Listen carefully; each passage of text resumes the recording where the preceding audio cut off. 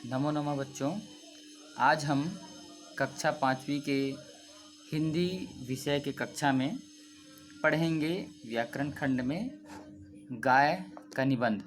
गाय का निबंध आपने पिछली कक्षाओं में भी पढ़ा होगा, फिर भी हम पुनरावृत्ति करते हुए इस ज्ञान में और बढ़ोतरी करते हुए गौ माता की विशेषता को जानेंगे। हमारा देश शुरू से ही कृषि प्रधान देश रहा है। तो पहले प्राचीन भारत की बात करूं तो प्राचीन अर्थव्यवस्था की नींव थी गौ माता। गौ माता सामान लाने ले जाने में बैल मदद करते थे, खेत से घर, घर से खेत, या और कहीं बैलगाड़ियों में बैल का उपयोग करते थे। तो गौ माता शुरू से ही हमारे देश की नींव रही है कृषि के लिए। तो वैसे हम देख लेते हैं। गाय एक उपयोगी पशु है जिसके 4 पैर होते हैं। आप सभी देखें, उसको चौपाया जानवर भी कहते हैं, इसीलिए 2 सींग होते हैं, 4 थन होती है, 2 सुंदर कान होते हैं, 2 मस्त आँख होते हैं, 1 पूंछ होती है।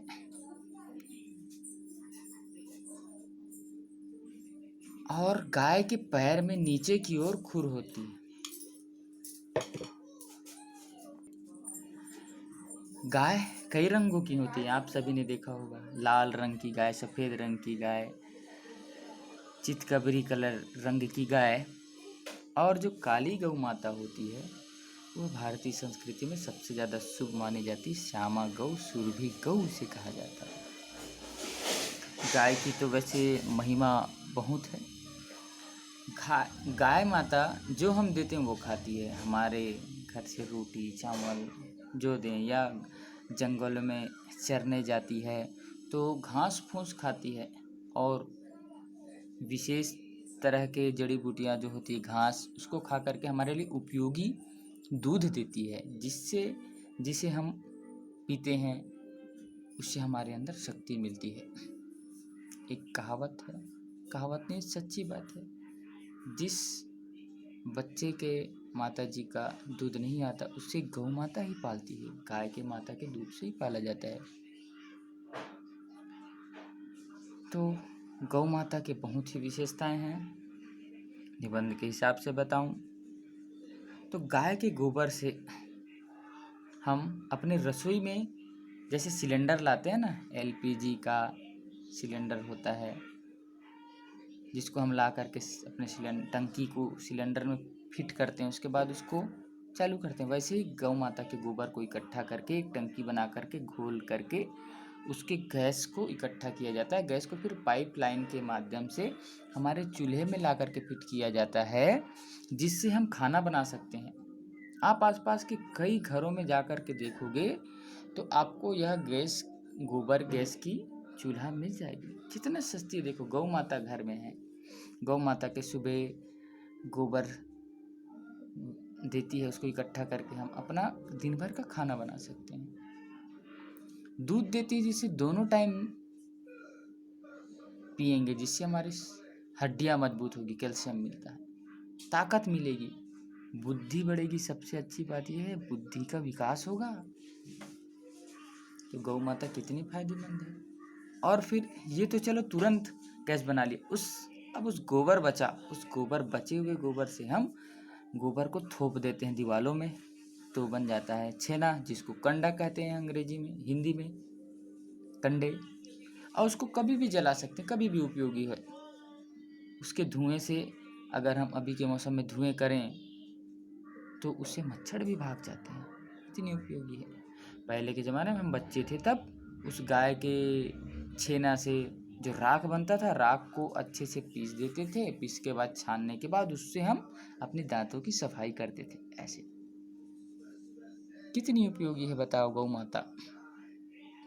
तो गौ माता तो बहुत उपयोगी। उसका दूध सिर्फ दूध नहीं है, दूध से दही, फिर मट्ठा जिसको हम मही बोलते हैं, उसके बाद फिर मक्खन निकलता है, मक्खन से हम घी बना सकते हैं। इतनी सारी उपयोगी चीज़ें बनती हैं। गाय के दूध से मिठाइयाँ भी बनती हैं, और गाय के दूध से पनीर जैसी स्वादिष्ट और प्रोटीन युक्त सब्जी भी बनता है। पनीर की सब्जी, मटर पनीर आप सभी खाते हैं।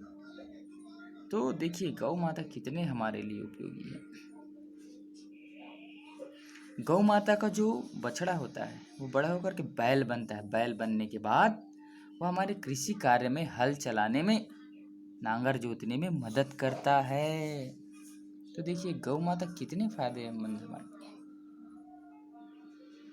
गौ माता के जो मूत्र है, ये तो गोबर की मतलब मूत्र कई प्रकार के असाध्य रोगों की चिकित्सा के लिए बहुत ही फायदेमंद है।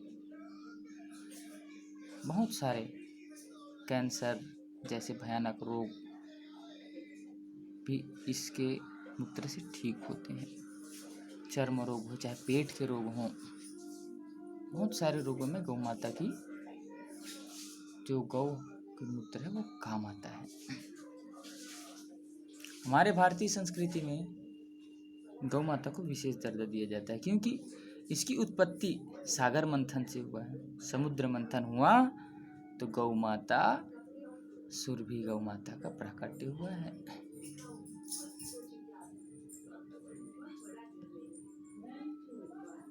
गाय के गोबर से घर की जब हम लिपाई करते हैं ना, तो ये पिछड़ेपन की निशानी नहीं है, आप समझ लेना। इससे वहाँ के वातावरण के जितने भी बैक्टीरिया हैं, कीटाणु, विषाणु, वायरस सब नष्ट हो जाते हैं। इसीलिए पहले के घर में नीचे को तो लिपते थे, फर्श इस प्रकार के दीवालों को भी लिपाई गोबर से की जाती थी, जिससे हम वायरल बैक्टीरियल इन्फेक्शन जितने भी है ना, सब चीज़ से बचे रहते थे।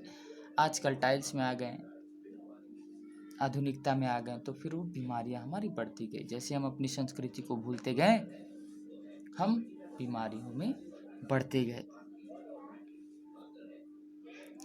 बात करते हैं हम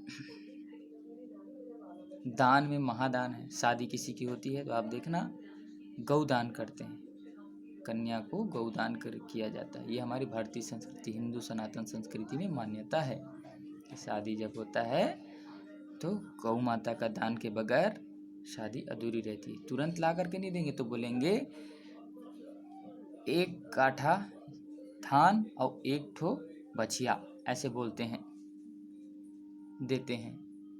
तो सोचो कितनी, मरते वक्त सब कहते हैं बैतरनी पार कराती है गौ माता, और किसी भी प्राणी, किसी भी मनुष्य में यह दम नहीं है कि बैतरनी पार करा दे। बैतरनी मतलब इस लोक से हमको मुक्ति दिलाए हुआ है गौ माता, बैतरनी पार कराती है हमारी गौ माता। तो हमें बहुत दुख होता है कि आजकल गौ माता की इतनी दुर्दशा है। मैं एक पास की दादी माँ से जब बात किया कि दादी आपके गांव में तो गोबर बहुत होता होगा, गोबर बहुत मिल जाता होगा, छेना नहीं बनाए क्या, ऐसे पूछा। मैं तो कहाँ बेटा, अब कहाँ पहले जैसा, अब गौ माता की इज्जत नहीं है। लोग गाय को दूध देने तक ही उसको उपयोगिता मानते हैं, लेकिन ऐसा नहीं है। गाय साक्षात माँ है। कई लोग इसे जानवर कहते हैं, लेकिन एक प्रसिद्ध हमारे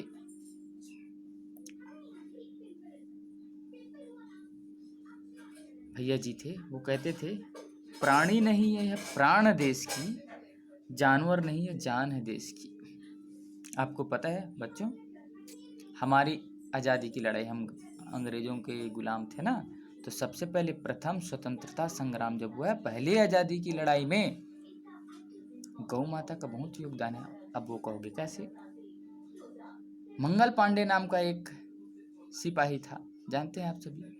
तो उसको पता चला कि जिस बंदूक के कारतूस को ऐसे मुंह से छील के निकालते हैं उसमें गौ माता की चर्बी लगी होती है।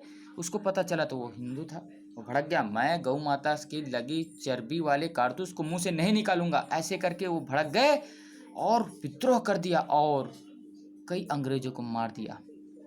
वहाँ से प्रथम स्वतंत्रता संग्राम मतलब आज़ादी की लड़ाई 1857 में चालू हुई। तो देखिए गौ माता का कितना हमारे लिए योगदान है। हर जगह, हर क्षण, हर पल गौ माता हमारे लिए उपयोगी है। तो आप सभी से विशेष आग्रह है कि गौ धन को बचाएं, अपने घर में एक गौ जरूर रखें। बहुत ही उपयोगी है गौ माता। गौ माता का हमें रक्षा करना, ये प्रण लेना है। गाय की पहचान कैसी होती है? अब देखिए, गाय दो प्रकार के होते हैं, एक देसी गाय, दूसरा विदेशी गाय। विदेशी गाय जानते हैं आप, जर्सी, जो ज़्यादा दूध देती है। उसके चक्कर में हमें नहीं पड़ना, ये भी बता रहा हूँ। जर्सी गाय का 2 गिलास दूध और देसी गौ माता का आधा कप दूध की भी बराबरी नहीं कर सकती जर्सी गाय की दूध, क्योंकि वो गाय नहीं, गाय के जैसा दिखने वाला एक प्राणी है, ऐसा वैज्ञानिक कहते हैं। उसके दूध को परीक्षण किए, बिल्कुल कुछ नहीं मिला। अब भारतीय गौ, देसी गौ माता की नस्ल को जब वैज्ञानिक अनुसंधान किए तो उसमें बहुत सारे तत्व मिले जो हमारे शरीर के कैल्शियम, प्रोटीन, विटामिन सबको बढ़ाने का कार्य करती है। अब हमको गौ माता जो आसपास दिखती है, अभी सब जानते हैं, गौ माता के पीठ में ऐसा उभरा हुआ होता है, वो देसी गौ माता। उसके सामने गले में यहाँ पे ऐसे झालर जैसा होता है जो हिलते रहते हैं, वो देसी गौ माता है। और जिसका पीठ एकदम सपाट हो, विदेशी है, जर्सी है, इसका उपयोग ना करें, लालच में ना आए दूध के। हमारी ऐसी कई देसी गिर नस्ल, साहिवाल नस्ल के जो गाय हैं, वो बहुत सारे हमें बहुत ज़्यादा दूध देती है, तो हम उसका चयन करें, अपनी गौ माता का तिरस्कार ना करें। जैसी हमारी माता है वैसी हमारी गौ माता है। आजकल तो यही हो रहा है, गौ माता जब तक दूध देती है तब तक उसे लोग घर में रखते हैं, उसके बाद आवारा की तरह छोड़ देते हैं। बेचारी सड़क में पड़ी रहती है, रात में सोई रहती है, अचानक कोई ट्रैक्टर ट्रक आकर के उसे रौंद देती है, बड़ा दुख होता है। ऐसा लालची ना बनना है हमें, बिल्कुल नहीं बनना है भाई। ये तो गौ माता की बात हुई। आजकल लोग बहुत गलत काम करते हैं, गौ माता को कत्ल खाने भेज देते हैं। ये सब चीज़ से हमें बचना है। आगे आपको और विशेष रूप से बताएंगे। आप सभी इसका अध्ययन करिए और गौ माता क्या है उसके नज़दीक जाइए, उसको देखिए, उसको समझिए, उसका सुंदर सा चित्र बना करके आप सभी ग्रुप में भेजिएगा ताकि हम सभी देख सकें। गौ माता की अच्छी सी चित्र बनाना, ठीक है? चलिए आज के लिए इतना ही, धन्यवाद। आप सभी अच्छे से पढ़ाई करें।